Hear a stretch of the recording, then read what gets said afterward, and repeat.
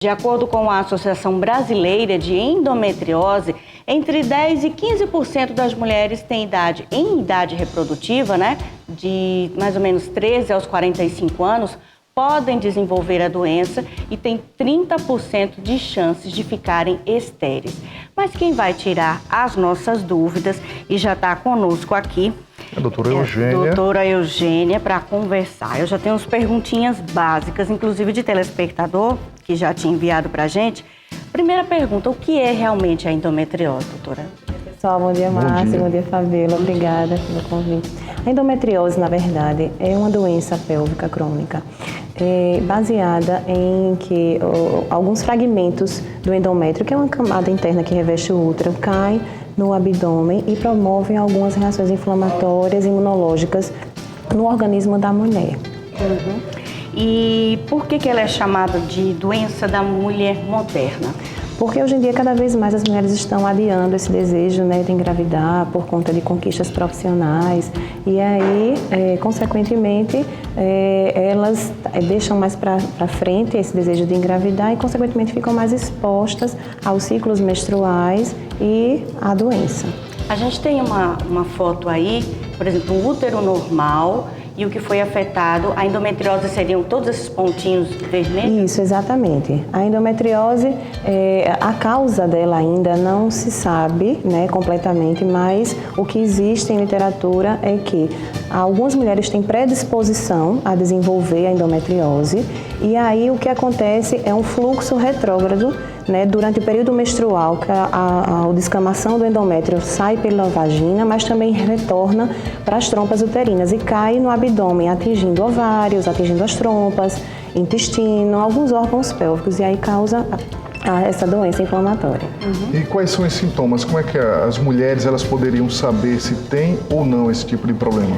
Sim, o sintoma mais comum, na verdade, é a cólica menstrual. Claro que a gente tem que dizer aqui que nem todo mundo tem cólica menstrual, tem endometriose, mas é um dos que chama a atenção, aquela cólica mais intensa, fora isso, ela tem alguns outros sintomas associados, porque quando esse fragmento também atinge bexiga, intestino, ela vai ter algumas alterações intestinais e urinárias durante esse período menstrual. Intestino preso, intestino solto, mais nesse período, um sangramento urinário, um aumento da frequência ao ir ao banheiro.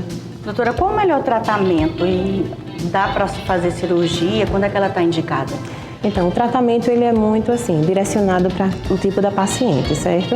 A paciente endometriose, primeiro, o médico ginecologista, ele tem que primeiro saber se ela está no momento desejando engravidar ou não.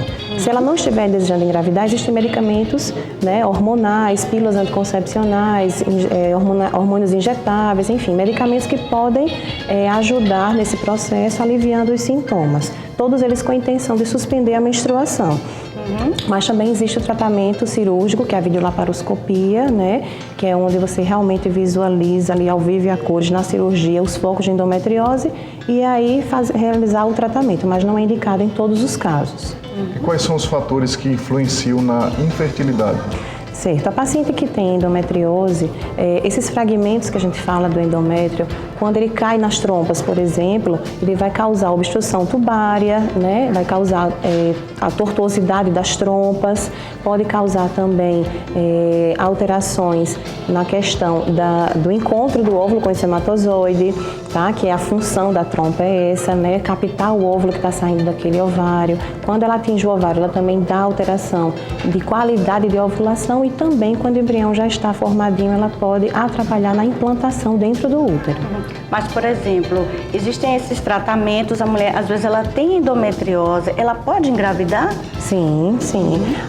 A endometriose tem vários graus, desde aqueles mais leves, a endometriose mínima, até graus mais avançados. A endometriose mínima, ela engravida espontaneamente, mas aí cada caso tem que ser direcionado para o tipo da paciente, o grau de endometriose, idade da paciente, que é muito importante também. Aí uma perguntinha, quando é que está indicada a fertilização in vitro nessas pacientes com endometriose?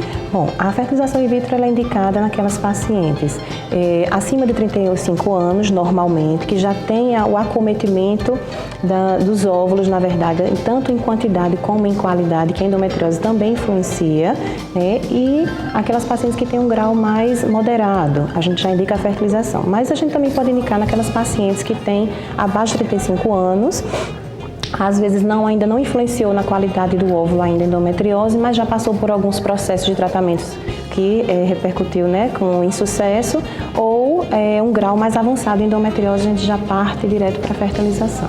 Que bom que existe tratamento, né? Exatamente. Que as mamães e as mulheres que querem ser mães podem ter essa chance aí de poder sonhar e iniciar o tratamento o quanto antes, né? Sim, isso é muito importante. Assim, eu gosto de dar assim, um aviso importante para as mulheres é que assim, aquelas pacientes que têm sintomas, né, de cólicas, aquelas cólicas mais que incomodam, incapacitantes às vezes para o dia a dia da mulher, que ela vá ao ginecologista, que ele direcione esse diagnóstico para ela, para poder tanto melhorar esses sintomas que ela está tendo, né, como também evitar que futuramente, quando ela desejar engravidar, não venha a afetar toda a sua questão reprodutiva.